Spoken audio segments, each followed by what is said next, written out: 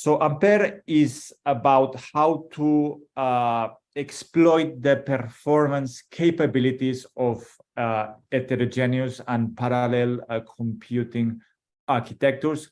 So we all know that more and more the processor architectures that are currently available in a market includes a higher number of cores, a higher number of heterogeneous architectures. And so the question is how we can make an efficient use of those computing resources. So in the HPC domain, for many years, there have been tools, there have been methods that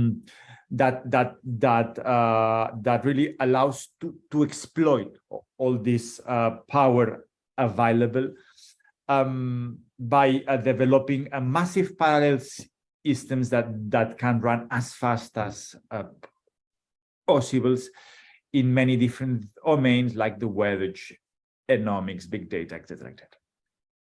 In the embedded domain, this trend has occurred exactly the same, I would say, with certain delay.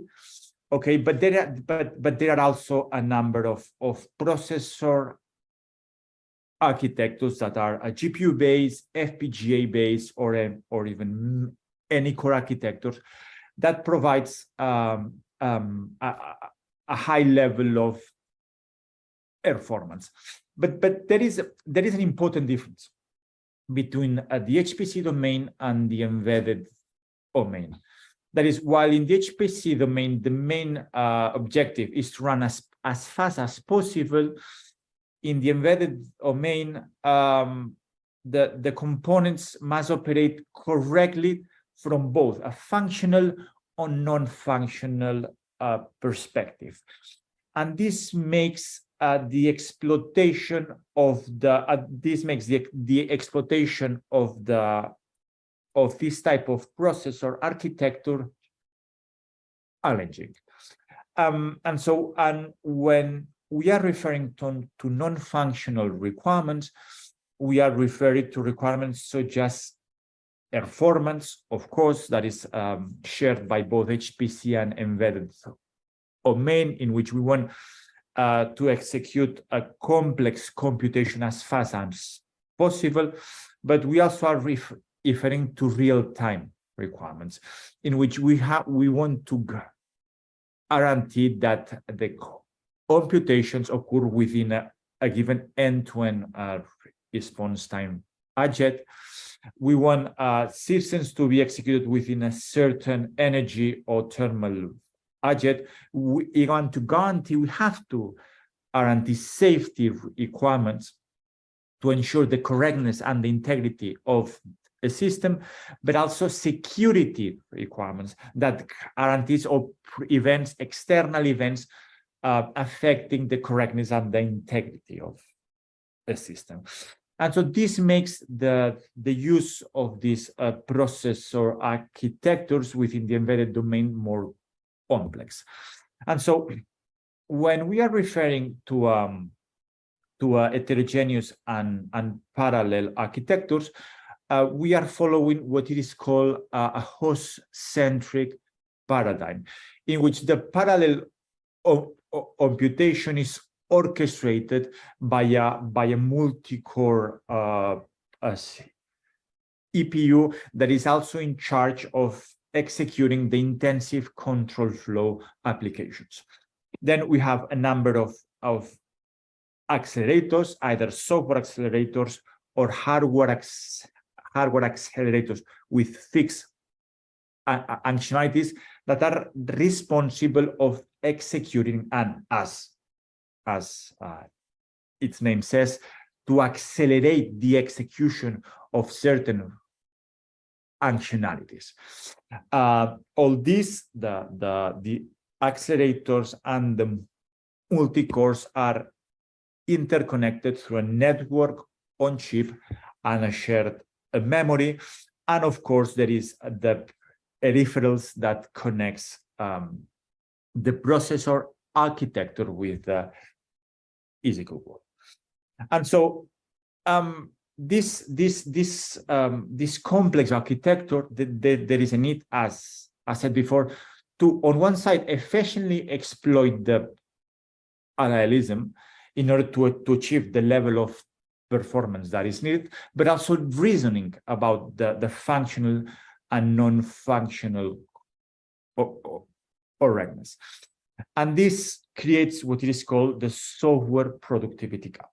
So while the hardware complexity has increased significantly, and we all know this, the software complexity, in order to extract, to exploit the performance capabilities of this hardware, has even increased at a higher pace, while the software productivity has decreased at a lower pace. And this creates this gap.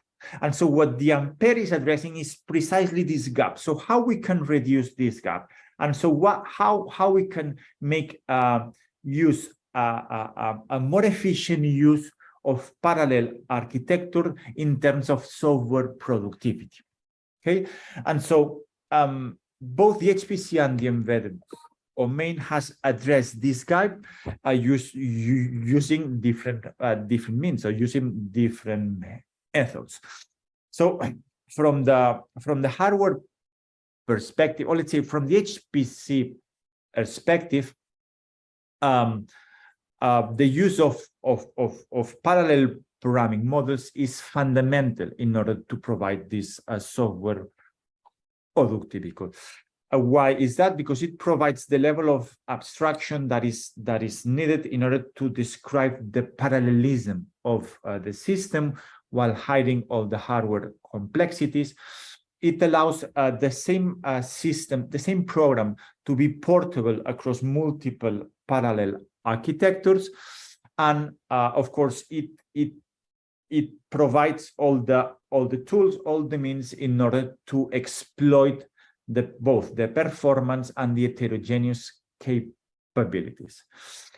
On the embedded domain, the use of model-driven engineering has been used for a number of years in order to describe and develop complex system by implementing what it is called the correct by construction paradigm, in which the system is described in a logical manner, and then the code is automatically generated, allowing to implement formal verification methods that provides means and tools to guarantee the functional and non-functional requirements. However, this type of methods are only addresses single core execution or very limited parallel support. And so what the Ampere project is addressing is precisely this, how we can bridge the gap between the model-driven engineering approaches and the parallel programming models. And so how we can bridge the gap. So the Ampere project has been working on three main lines. The first line is a code synthesis methods that, given the description of the system in some domain-specific modeling language, we can efficiently generate the corresponding parallel source code while including all the non-functional requirements within a code. We have also been working on runtime parallel frameworks that on one side allows to exploit the performance capabilities, while on another side also allows a guarantee the system correctness. And the third axis, we have been working on implementing all this into a real model-driven engineering framework. And so this has been let's say the main outcome of the Ampere project. That is a software architecture that is able to bridge this gap by having a set of domain-specific modeling languages that allows to describe the system, trying to include as less information as the underlying platform as possible.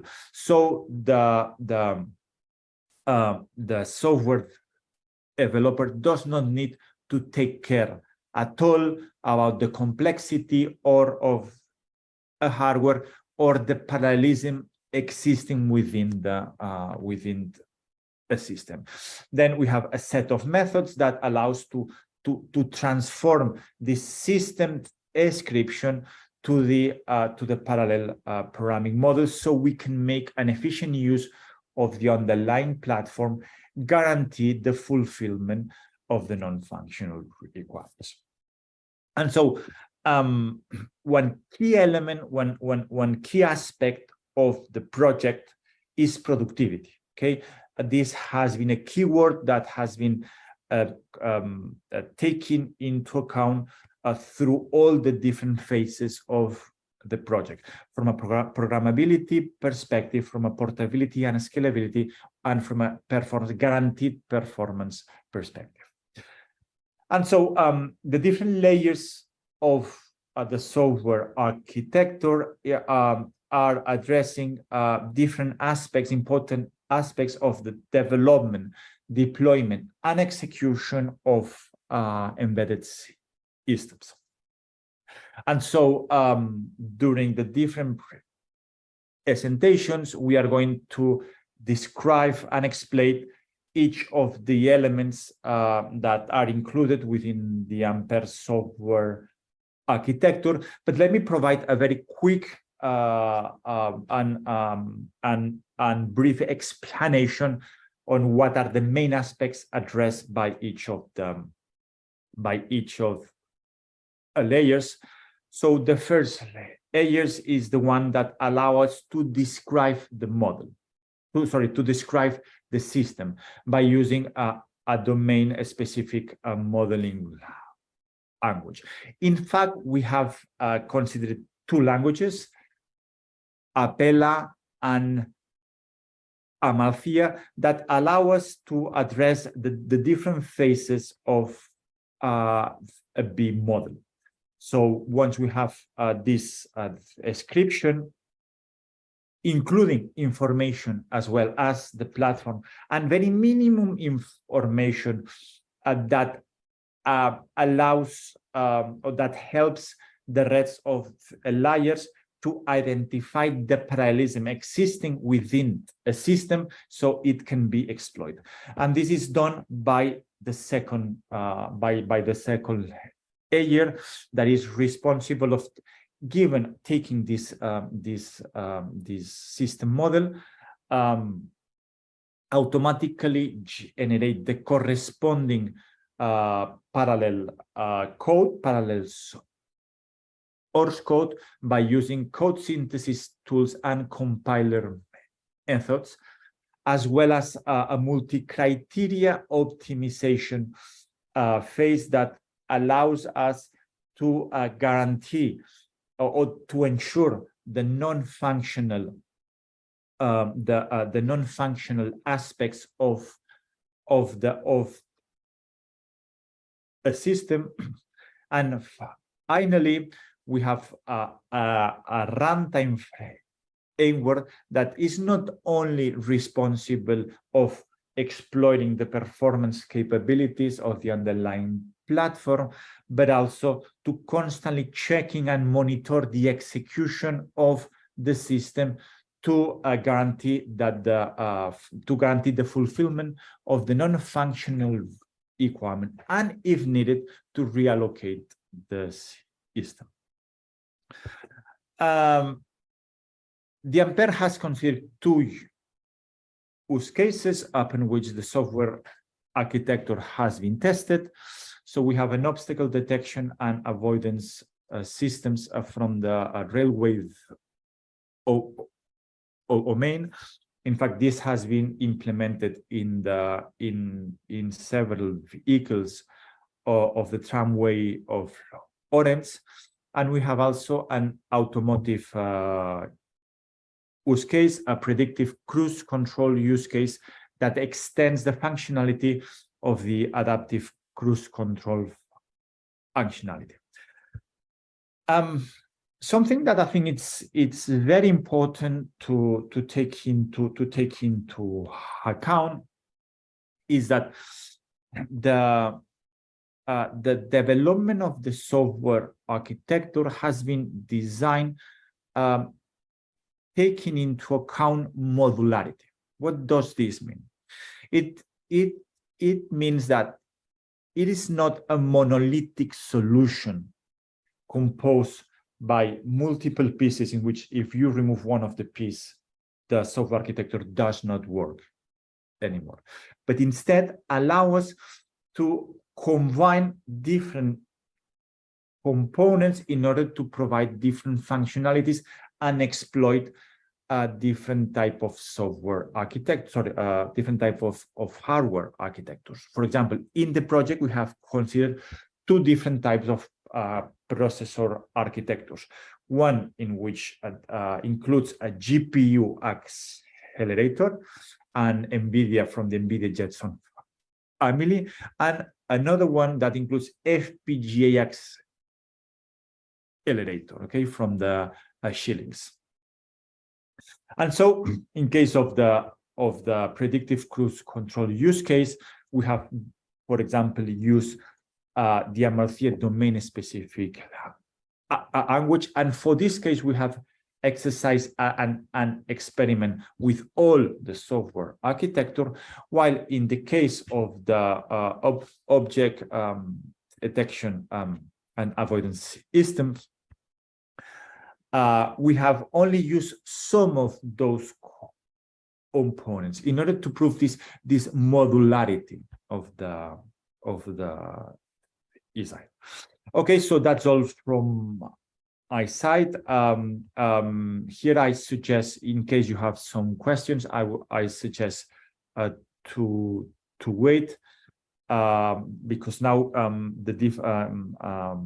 we are going to focus on the different aspects and different layers of the software architecture.